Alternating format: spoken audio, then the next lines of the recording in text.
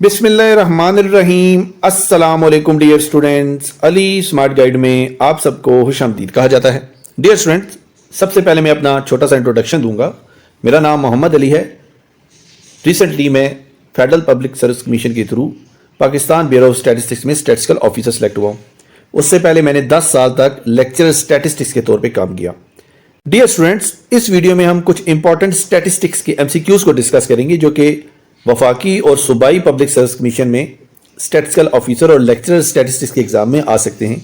इसके अलावा statistical assistant Pakistan bureau of statistics, उसके अलावा जो सूबाई ब्यूरो ऑफ स्टैटिस्टिक्स हैं उनमें भी इंपॉर्टेंट क्वेश्चन जो हैं एग्जाम पॉइंट ऑफ व्यू से जो पेपर में पूछे जा सकते हैं उनको डिस्कस किया है।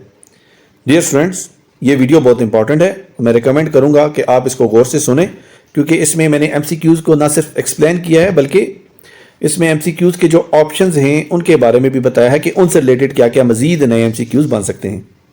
डियर स्टूडेंट्स, अब हम वीडियो की जानिब मूव करते हैं। क्वेश्चन नंबर 1 को देखते हैं। The word statistics may have been driven from the German word. इसके लिए 4 ऑप्शन दिए हुए हैं और जो दुरुस्त ऑप्शन है वो है option number B. Option A में जो स्टेटस लिखा हुआ है ये ग्रीक लैंग्वेज का वर्ड है, जबकि ऑप्शन सी में स्टैटिस्टिक जो लिखा हुआ है ये फ्रेंच लैंग्वेज का वर्ड है, जबकि ऑप्शन डी में जो स्टैटिस्टिका लिखा हुआ है ये है इटालियन लैंग्वेज का वर्ड। अब नेक्स्ट क्वेश्चन देखते हैं। The data which have not undergone any statistical treatment, वो डाटा जिसपे कोई भी स्टैटिस्टिकल ट्रीटमेंट ना हो, वो अपनी प्योर फॉर्म में हो, उस तरह के डाटा को कहते हैं प्राइमरी डाटा। अगला question, if the data are classified according to their time of occurrence then the procedure is called as chronological classification. अगला क्वेश्चन देखिए, the total of relative frequencies is always equal to, इसका जवाब है 1। Relative frequency हम ऐसे calculate कर सकते हैं कि जो क्लास है उसकी कोरस्पॉन्डिंग फ्रीक्वेंसी है उसको हम टोटल फ्रीक्वेंसी से डिवाइड कर देते हैं, और इस तरह अगर हम तमाम रिलेटिव फ्रीक्वेंसीज को ऐड करें तो इसका आंसर 1 आता है। अगला क्वेश्चन देखते हैं। In a symmetrical distribution mean, median and mode are always equal. Symmetrical distribution में मीन, मीडियन और मॉड हमेशा इक्वल होते हैं। नेक्स्ट क्वेश्चन देखिए। मीडियन इज एन, मीडियन और मॉड दोनों पोजिशनल एवरेजेस हैं। अगला question, index number are called, index number को इकोनॉमिक बैरोमीटर कहा जाता है। The most suitable average for index number, index number के लिए सबसे सूटेबल एवरेज ज्योमेट्रिक मीन होती है। इसकी वजह यह है कि ज्योमेट्रिक मीन जो है वो बेस्ट एवरेज है परसेंटेज के लिए, और इंडेक्स नंबर में हम हमेशा परसेंटेजेस को ही डील कर रहे होते हैं। अगला क्वेश्चन देखते हैं। The probability of an event always lies between, probability किसी भी इवेंट की जो होती है वो 0 से +1 के दरमियान लाई करती है, जिसमें 0 और 1 दोनों इंक्लूसिव होते हैं। The probability of drawing red card out of 52 cards, इसका आंसर होगा 13/52, और इसको सॉल्व करेंगे तो हमें हासिल होगा 1/4, ऑप्शन बी। नेक्स्ट क्वेश्चन देखते हैं। A characteristic that is qualitative in nature, वो कैरेक्टरिस्टिक जो क्वालिटेटिव हो उसको हम एट्रीब्यूट कहते हैं, option C. Continuous variable can be measured at, continuous variable जो है वो तमाम पॉइंट्स पे मेजर हो जाता है, और जो स्पेसिफिक पॉइंट्स पे मेजर होता है उसको हम कहते हैं डिस्क्रीट वेरिएबल। नेक्स्ट क्वेश्चन देखिए। Census report for public are source of, जो सेंसस रिपोर्ट्स हैं जो पब्लिक के लिए होती हैं ये सोर्स ऑफ सेकेंडरी डाटा होती हैं, option C. A heading at the top of the table which describe content of the table is called, इसको हम कहते हैं title of the table. Next question देखिए। Histogram is a graph of, histogram जो है वो फ्रीक्वेंसी डिस्ट्रीब्यूशन का graph होता है, इसका जवाब है ऑप्शन बी।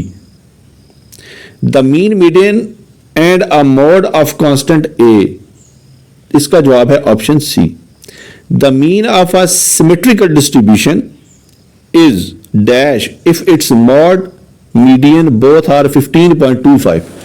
सिमेट्रिकल डिस्ट्रीब्यूशन का मीन, मीडियन और मॉड इक्वल होते हैं। अगर मीडियन और मॉड 15.25 हैं तो इसका मीन भी 15.25 ही होगा, और इसका दुरुस्त आंसर है ऑप्शन सी।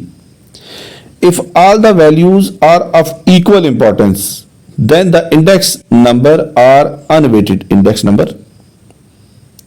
जिसमें हम कुछ आइटम्स को इंपॉर्टेंस ज्यादा दें और कुछ को कम दें तो उसके लिए इस्तेमाल होता है weighted index number. Next question देखिए.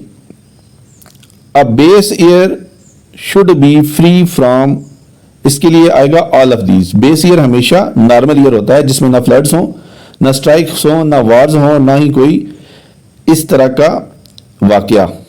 तो option D. The probability of an event can not be, probability कभी भी नेगेटिव नहीं होती. इसका आंसर है ऑप्शन डी. नेक्स्ट क्वेश्चन की जानी मूव करते हैं. A measure computed from sample data, sample से हासिल होने वाला इंफॉर्मेशन उसको हम स्टैटिस्टिक कहते हैं, और जो इंफॉर्मेशन हम पॉपुलेशन से हासिल करें उसको हम पैरामीटर कहते हैं. नंबर ऑफ फर्ज इन 5 pair is an example of, ये एग्जांपल है डिस्क्रीट वेरिएबल की.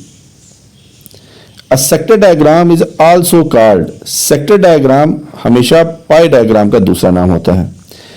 In a relative frequency distribution, the total of relative frequencies is equal to 1. अगला क्वेश्चन देखते हैं.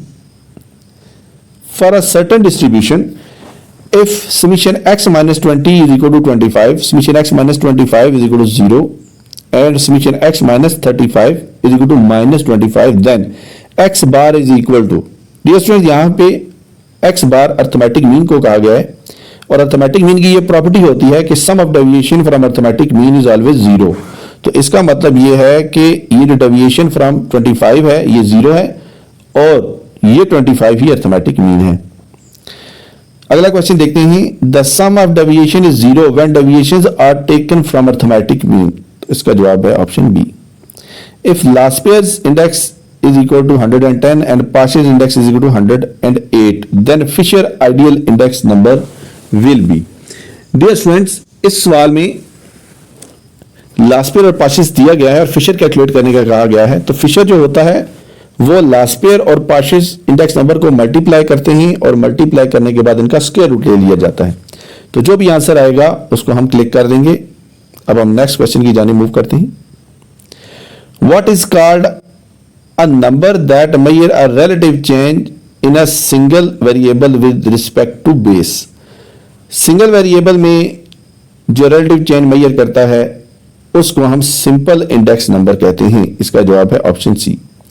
2 coins are tossed, probability of getting head on first coin is, इसका जवाब है 2/4 यानी कि 1/2. ये कंफ्यूजन के लिए इन्होंने 2/4 लिखा हुआ था. 2 events A and B are said to be mutually exclusive. 2 events A और B उस सूरत में म्यूचुअली एक्सक्लूसिव इवेंट्स होंगे जब उनके दरमियान कुछ भी कॉमन नहीं होगा. तो इसका जवाब है ऑप्शन सी, जिसमें A intersection B is equal to empty set.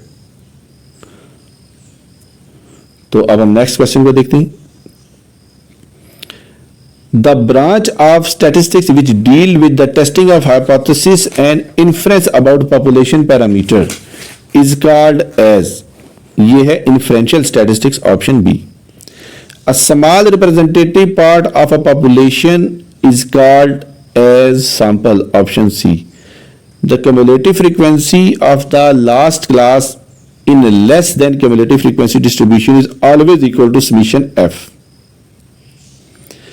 Total of relative frequencies हम पहले भी डिस्कस कर चुके हैं. इसका जवाब है ऑप्शन बी यानी कि 1.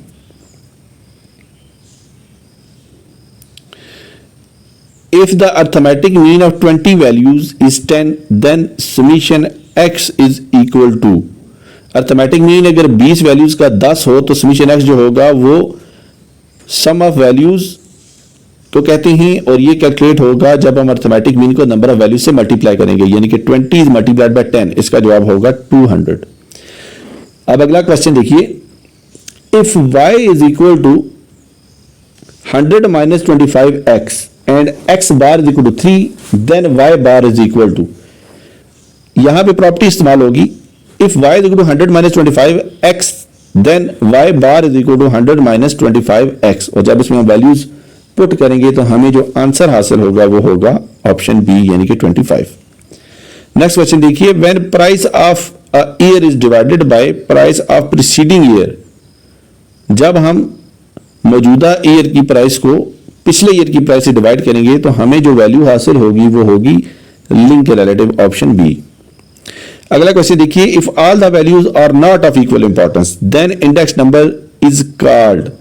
जब तमाम वैल्यूज की इंपॉर्टेंस एक जैसी ना हो तो उस इंडेक्स नंबर को कहते हैं वेटेड इंडेक्स नंबर। इसमें कुछ वैल्यूज को ज्यादा इंपॉर्टेंस दी हुई होती है और कुछ वैल्यूज को कम इंपॉर्टेंस दी हुई होती है। अब नेक्स्ट क्वेश्चन देखें, if A and B are independent events then probability of B is equal to 0.4 and probability of A intersection b is equal to 0.36, then probability of a is equal to। Dear students, जब events independent होते हैं तो probability of A intersection b equal होता है probability of a is multiplied by probability of b के। इसका मतलब यह है कि हमने probability of a intersection b को जब प्रोबेबिलिटी ऑफ b की वैल्यू से डिवाइड करेंगे तो हमें जो जवाब हासिल होगा वो प्रोबेबिलिटी ऑफ a होगा और इसका आंसर है option number C. Next question देखिए, the probability of an event lies between 0 and 1, और ये 0 एंड 1 दोनों इंक्लूसिव हैं। नेक्स्ट क्वेश्चन देखते हैं। अगला क्वेश्चन देखते हैं, the group data is also called. Group data को हम सेकेंडरी डाटा भी कह सकते हैं। अगला क्वेश्चन देखिए, number of fuzz in 5 pairs is equal to. ये हम पहले भी कर चुके हैं, इसका जवाब है discrete variable. Total of relative frequencies is always equal to 1. The graph of cumulative frequency, cumulative frequency का जो ग्राफ है वो हमेशा से ओजाइव होता है। Sum of square deviation taken from the mean is always equal to 0. Sorry, sum of square deviation from mean is always minimum. और square deviation जो सिंपल सम ऑफ डेविएशन है मीन से वो 0 होता है। स्क्वायर डेविएशन जो है वो हमेशा मीन से मिनिमम होता है और एब्सोल्यूट डेविएशन जो है वो मीडियन से मिनिमम होता है। अब देखिए, for a certain distribution if summation x - 5 is equal to 0 the value of mean is. अब देखिए, deviation from arithmetic mean is always 0, वो प्रॉपर्टी का जिक्र मैं पहले भी कर चुका हूं। इसका मतलब ये है कि x - 5, ये जो 5 लिखा हुआ है ना, ये डेविएशन है और इससे डेविएशन जो है वो ओवरऑल 0 हो रही है, तो इसका मतलब है अर्थमेटिक मीन यही है, option C. Index number of base year is. Index number base year का हमेशा 100 होता है। Index numbers are also called barometer of economics. Index number जो है वो बैरोमीटर ऑफ इकोनॉमिक्स कहलाते हैं। अब अगला क्वेश्चन देखिए, if probability of A intersection B is equal to 0.25, ये आगे गलती है, यहां पे प्रोबेबिलिटी ऑफ बी होना चाहिए। क्यों? क्योंकि probability of A given B का फार्मूला होता है probability of A intersection B is divided by probability of B. तो यहां पे मिस प्रिंट है, इसको ठीक कर लीजिएगा, यहां पे प्रोबेबिलिटी ऑफ बी होना चाहिए।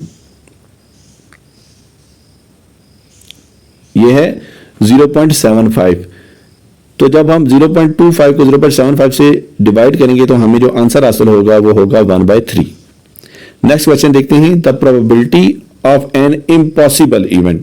वो इवेंट जो इम्पॉसिबल हो, जिसकी अकरेंस है इम्पॉसिबल, तो उस इवेंट की जो प्रोबेबिलिटी होगी वो हमेशा 0 होगी और जो श्योर इवेंट होता है उसकी जो प्रोबेबिलिटी होती है वो हमेशा 1 होती है। डियर स्टूडेंट्स, इस वीडियो में फिलहाल इतना ही। इंशाअल्लाह ताला इस वीडियो के पार्ट 2 के साथ दोबारा हाजिर होंगे। दुआ में याद रखिएगा। अल्लाह हाफिज, अस्सलाम वालेकुम।